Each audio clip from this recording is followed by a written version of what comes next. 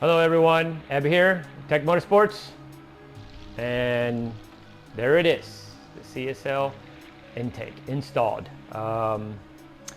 Took a little bit of finessing, nothing too big or too bad. I did have to trim the fender here to get the snorkel to sit in there correctly.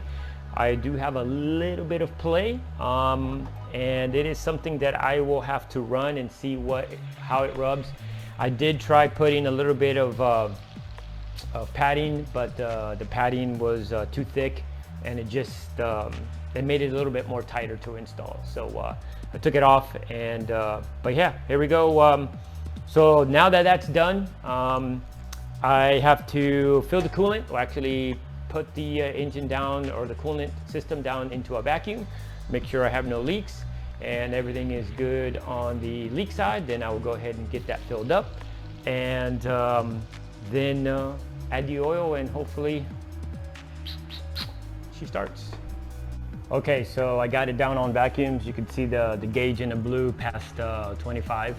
I already had one small leak, which was one of the stainless steel lines on the back of the coolant tube. That was just finger tight. So it was just something that I didn't touch. It could have been removed or something at that one point, but I didn't check it. But then again, this is what these checks are for. So right now she's holding. So I feel confident, and I'm just going to let the vacuum suck all the water, because I'm just using water, out of the canisters that I got down here, and she's gonna fill right on up with no air bubbles. All right, so now I'm just gonna let the vacuum do the work.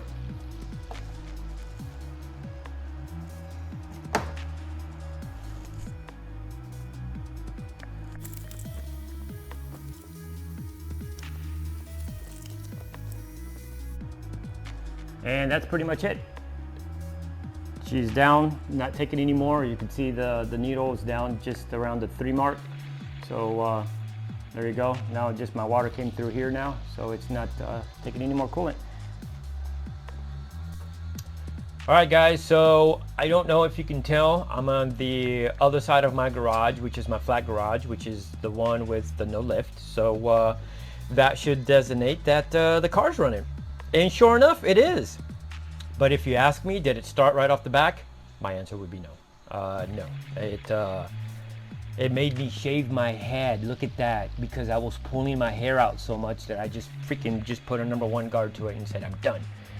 But enough of my nice little haircut there. So no crank issue. After I got everything together, it did not want to start. I'm gonna try to go through this real quick, so bear with me. No start. So this is all new system to me. Multech system, new car that came technically in pieces. I had to put it together to get it where I'm at. So my first thing, I started thinking the car was on track. It threw a rod out of the side of the block, #5. So okay, I started looking at the wiring harness just to make sure there's nothing broke, nothing of that sort. No issues. So at that point, I'm like, okay, let me go back to those 2 sensors, which if you remember, I mentioned those 2 sensors earlier on in another video, or another clip. So I took the intake manifold back off, the beautiful intake manifold, mind you not, the masterpiece. Took that back off and started looking at my sensors, because I wasn't 100% sure if I got them correctly, which is I had 2 empty connectors with 2 empty plugs, and they were identical connectors. So which one goes where? So I got those installed. Previous person that was working on it let me know that, this is how they get connected. So I got that done. So just to go through the scenario, this is what I end up doing, just to give you an idea of the headaches and the stress and the years that I lost by just trying to troubleshoot this problem. So I started checking to make sure that I had fuel. There's an issue with the switch on the dash. We got that resolved. I started checking to see if I had fuel pressure. Finally, I got fuel pressure. So that's one thing off my list. Check off my list. I got fuel. I already know I had air. With the CSL intake off, all the sensors are technically on the throttle body, so that does not make a difference. It will run with just the throttle bodies themselves. So I got air and I got fuel. So now I started looking for spark. I got no spark. Took the coil pack, put a spark plug on it, and nothing fired up. So then I started looking at, because I already checked the wiring harness in that area to see if there was any breaks in it. I checked to make sure I had power going to the Motec system.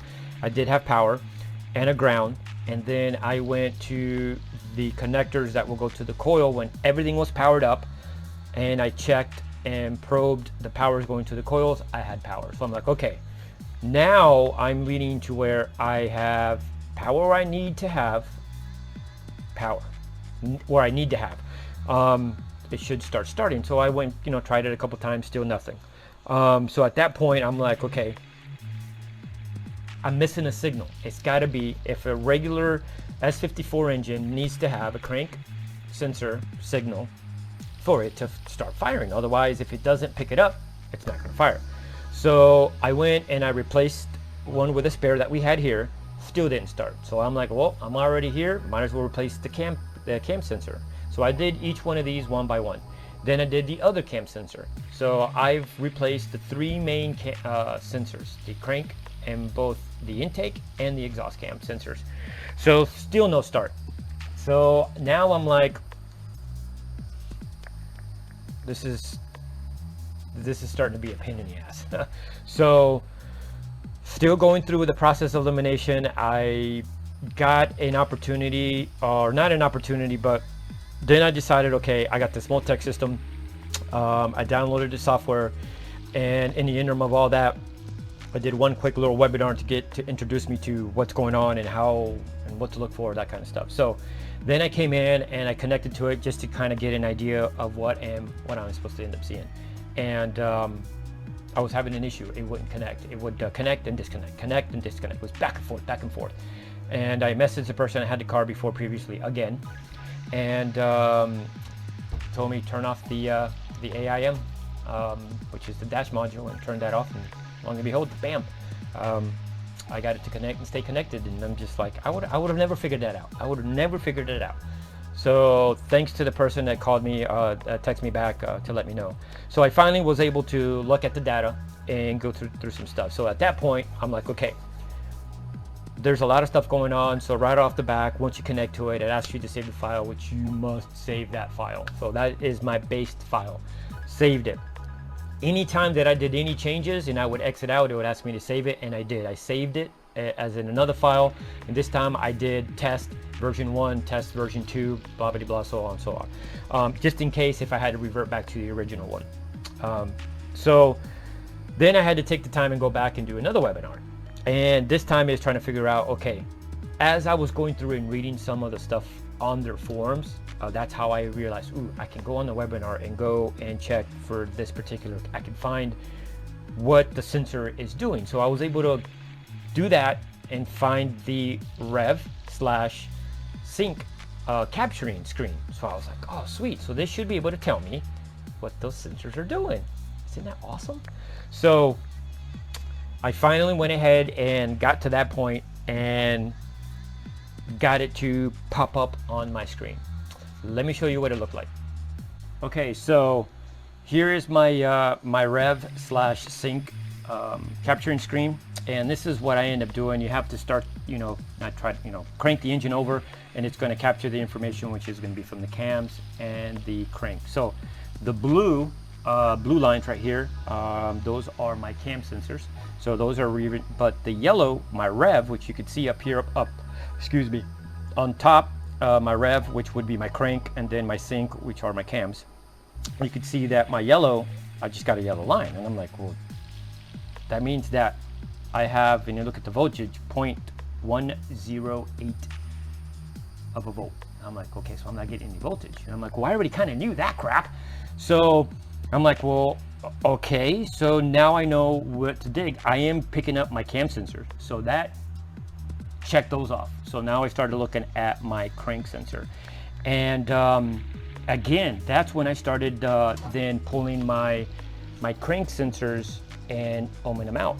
And then I was getting all the readings of what they were supposed to be in, and I checked all of them, and they all checked out fine. So I was like, okay, so the cam sensors at this point are wrong. Now, before I did find out that it was wrong, I went ahead and just like, I'm just gonna replace them. So I ordered 2 cam sensors and the crank sensor, just to have almost everything new is on this engine, so might as well, I'm like, if anything, I could return them. If not, always keep them as spare, because you'll never know when one goes out.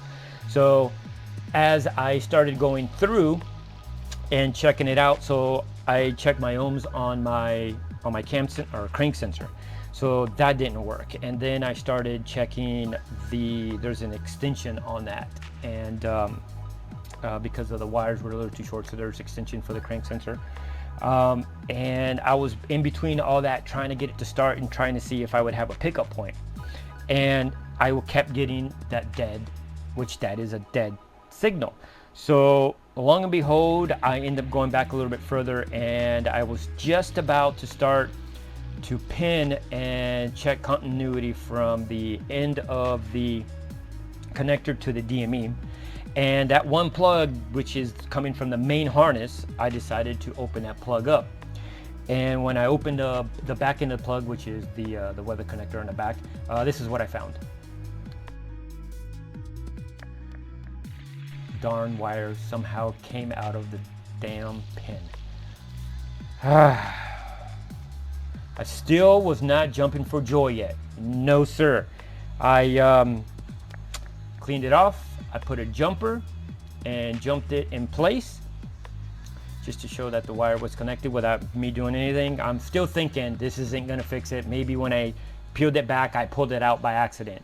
So, because I've been to where I think I found a problem and then go to try to fix it, or try to see if I did fix it, and it didn't. So I didn't want to, get my hopes up. So came in here, I went to go start it, and it was just just turning over, and I'm just thinking to myself, you gotta be kidding me, it still will not. And then it started to fire up. There's a pop, pop, pop, pop, pop. I was like, turn it off real quick, went to the front of the car, and then I did my celebration. Freaking wire. Now, it could have happened anytime. It could have been when the engine was pulled out. It could have been maybe when I was putting everything together, but I mean, it was very simple. The wire was not in place, but you just never know. I mean, the wire came out. So then I took the pin out. I was able to open it, and I crimped it, slotted it in place, put it all back together. Then I went to go fire it up, and then I got her to start running. But I was still having an issue with this little button right here, the fuel, because I would have it down, and it would technically send too much fuel, and it would want to flood. It'll be way too rich. So when I turned it off and put it in the center position, it started running just fine. I was like, what? On the off position, the car's gonna run? So I'm sitting there, and I'm just like barely just revving it a little bit, because the tune, I have to be mindful on the tune. So I'm just sitting there, I'm like, oh man, I can't believe it. So I turned it off, and then I went in front of the car, and I did another celebration. Woohoo! So I didn't capture what it was supposed to look like, but if you look at it, it's supposed to be up and down just like how the blue one is, and that's how I kind of was able to figure it out. And it took me 2.5 days to go through everything, going inside, going back in and doing research, doing some Googling, doing some webinars, and trying to get the understanding, and long and behold, I mean, I found the problem. I mean, it was just one of those things. So now what I've been doing is just letting the car idle, making sure that the temperature goes up, the thermostat opens up, make sure everything looks good there, make sure I have nothing out of the ordinary, and so far so good. And the next step is we're going to kind of put on a dyno and start getting this thing tuned. So hopefully I'll add it to the end of this video, but it depends on how long it is. So yeah, so here's a clip of the car running, or the engine running.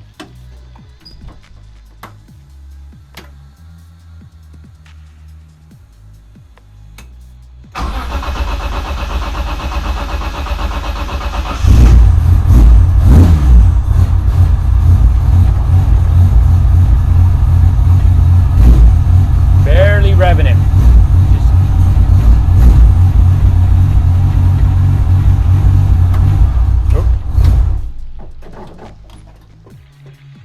She does sound pretty good. Can't wait to get her on a dyno and open her up. Kind of curious what kind of numbers I'm going to be getting, or what we're going to be getting with the intake. And yeah, hopefully we'll get all the other stuff sorted out. So Sounds good, don't you? All right, guys. So I'm here at Phillips Tire and Auto, trying to get this thing, this monster, all tuned. So we encountered a few little issues.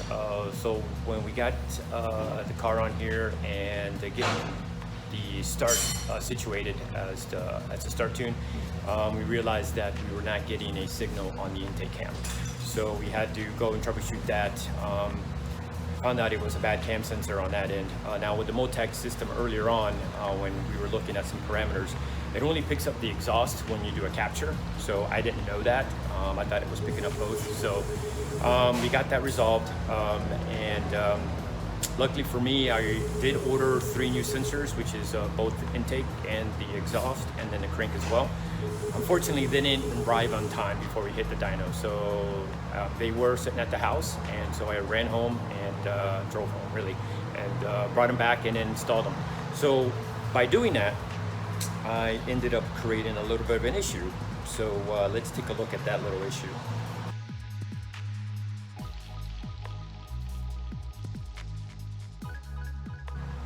So of course, the one sensor that was picking up from the catcher, which is the exhaust, which is it needs to run, wasn't running. So what happened was, as many as times the engine's been in and out, those wires just slowly but surely end up splitting and fraying to where I was the last person to grab it, and they technically just broke on me. So we had to fight that issue. So finally got that thing fixed, and the car's up and running, and what we're going to end up doing is get ready online and start getting it tuned. So one thing I do want to add is, earlier on in one of my clips I mentioned that the car had pistons and higher compression pistons. Well, I was mistaken. They are normal size pistons with cams and now CSL intake. So we're going to go ahead and get it all dialed in on the computer, and hopefully start putting some good numbers here soon.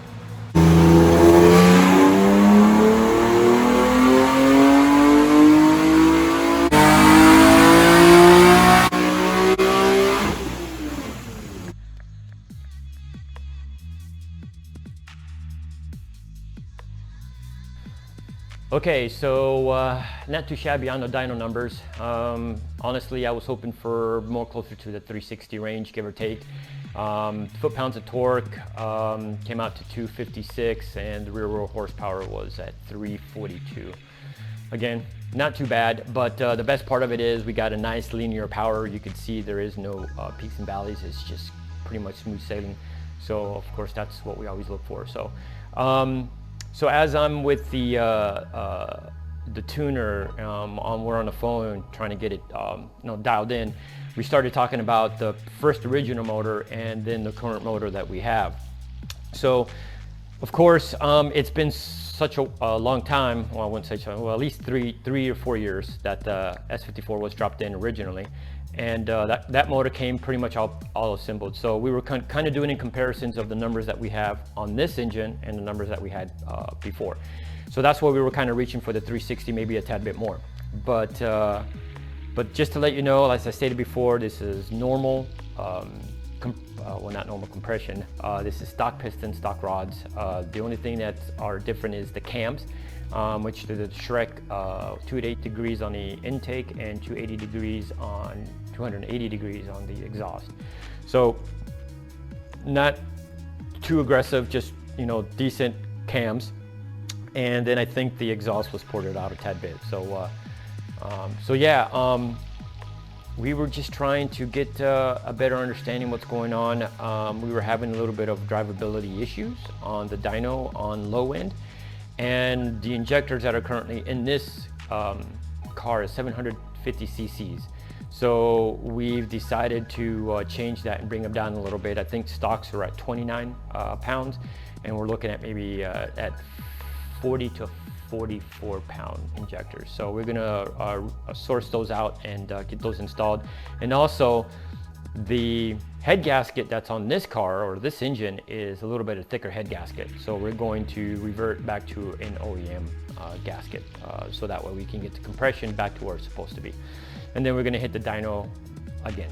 Hopefully get the drivability on low end, because right now she bucks and she wants to run She wants to run lean and then rich, so it's a little bit more of an issue around the 2,000-1,500 RPM range. So, but yeah, we're gonna get that all figured out. So we'll be hitting a dyno again. And now the next thing I got to do to the car is just do a little bit more fit and finish on the dyno. There was a couple little issues that came across that we had to fix. So unfortunately, a lot of the things that I had done to keep things secure, the zip ties that I cut away and some of the connectors and everything, I have to go back and zip tie those back up so that way they're not moving around while we're at the test day.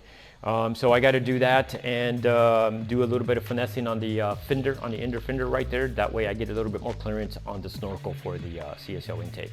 So yeah, I'm excited. Test day is coming up soon. And hopefully everything works out.